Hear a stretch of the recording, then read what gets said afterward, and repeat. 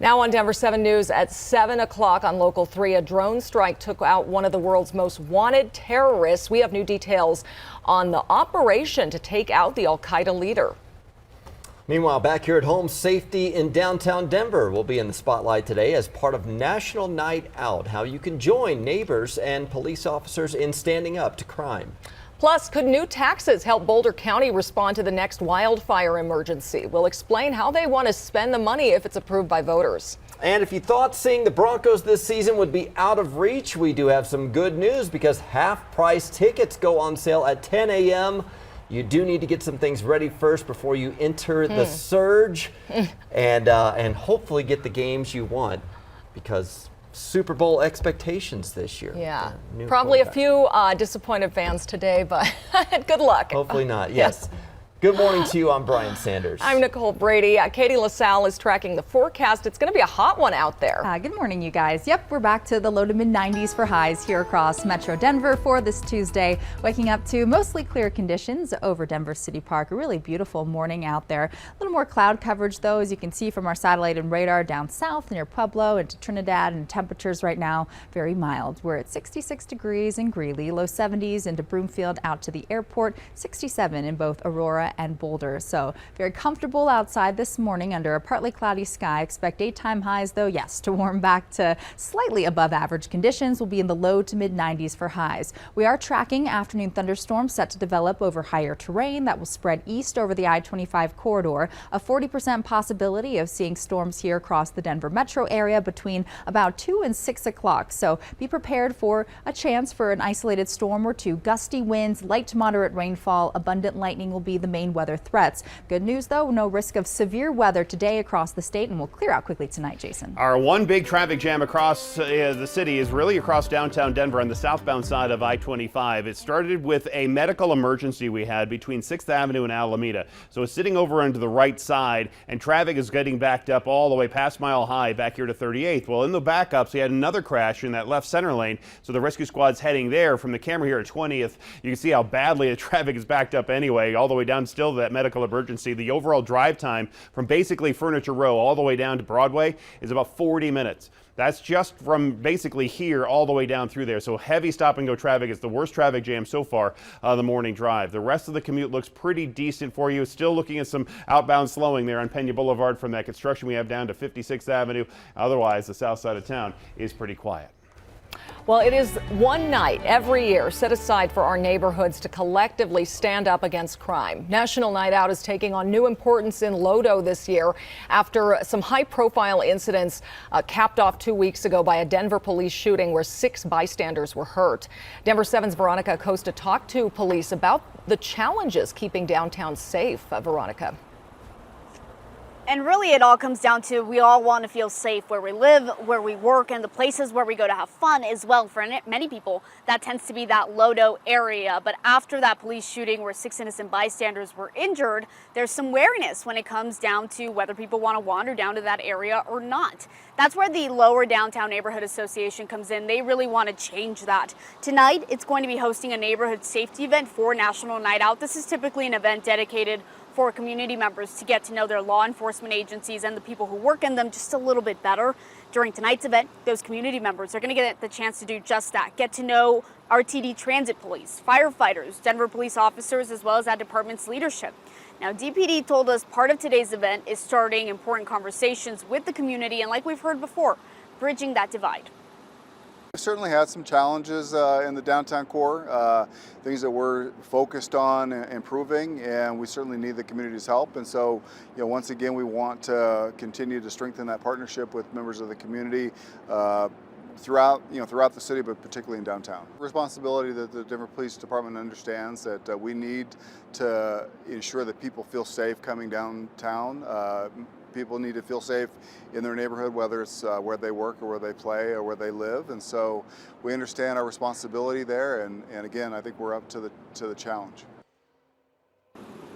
And just so you all know, this isn't just an event for people who live in that Lodo area. If you work or you go down there on weekends, this is also for you too if you want to go. It's going to be happening over at McGregor Square, and it kicks off at 5 this afternoon. In Denver, I'm Veronica Acosta, Denver 7. Yeah, well, the Lodo shooting, Veronica, of course, she mentioned it, is also impacting food truck operators. Right now, Denver police aren't allowing food trucks in this certain area so that they can clear crowds out of downtown. The city claims the ban was brought up for discussion weeks before the police shooting there in Lodo. Yesterday, though, some food truck owners drove to the city and county building to protest the move. They say it's costing them business. They have a really hard problem. But I think we've misidentified the problem. Feels horrible, and as a business owner, you know, new business, woman in business, it's just hard. It's already hard, and now we're making it even harder. Denver's Department of Transportation and Infrastructure says it's working with vendors to find new spots north of 22nd Street and south of 18th Street along Market and Blake.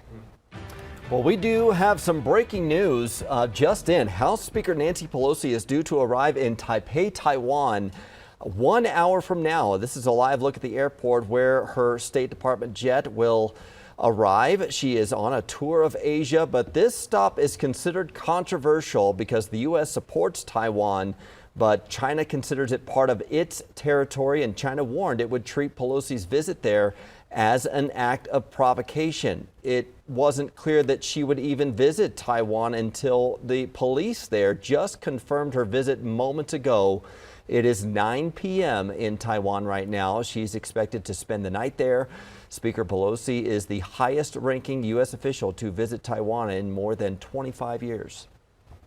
The United States has taken out one of the world's most wanted terrorists, the leader of Al-Qaeda and second in command to Osama bin Laden at the time of the 9/11 attacks, was killed in a drone strike in Afghanistan.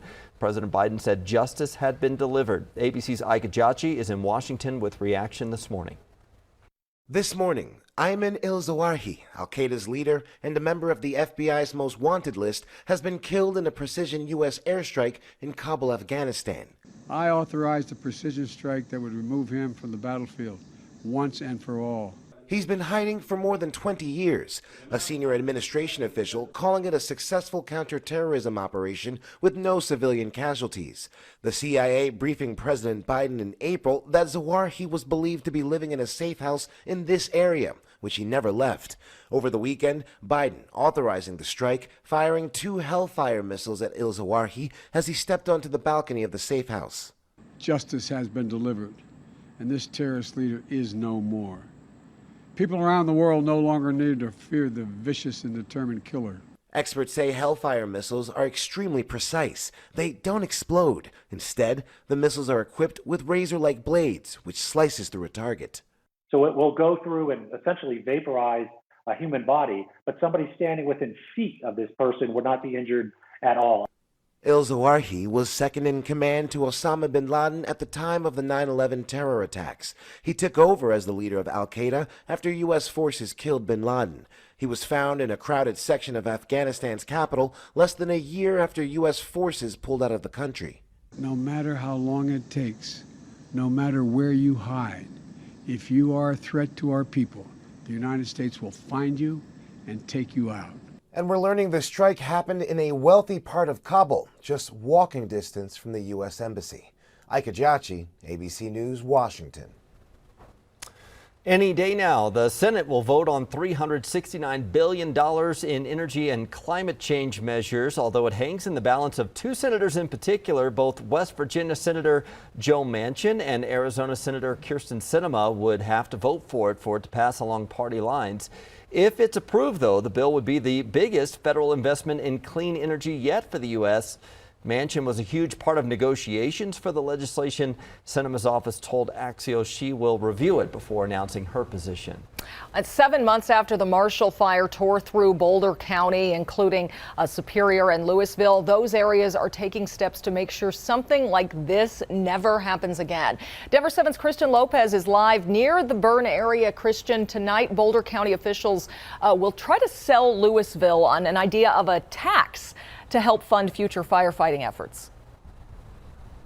Yeah, and all around here there is evidence of the Marshall Fire. Homes in these neighborhoods are in various stages of recovery. Tonight, Louisville leaders will hear from Boulder County about why voters should stand behind some proposed sales taxes that would help pay for several projects that are aimed at helping with forest and grassland management, protecting water supplies, and making homes more fire resistant.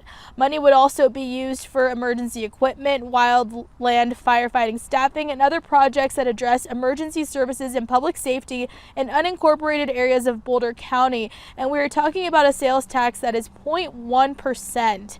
The city of Louisville is also moving forward tonight with a few new ordinances. One of them has to do with approving new regulations for building non-combustible fences to reduce fire risks to homes. They're also approving a project that will replace neighborhood planters destroyed by the Marshall Fire. And Boulder County is also considering extending a transportation tax that would help pay for road safety improvement projects. Now, all of these are just proposed measures. We will let you know if they make the ballot in November. Live in Louisville this morning, I'm Christian Lopez, Denver 7. All right, Christian, thank you. Athletes are known for raking in the millions, not walking away from them. So why is Tiger Woods turning down an $800 million deal? Wow. Our supply chain could soon have a new round of issues. We're taking a closer look at the pileup that is set to have a months-long impact.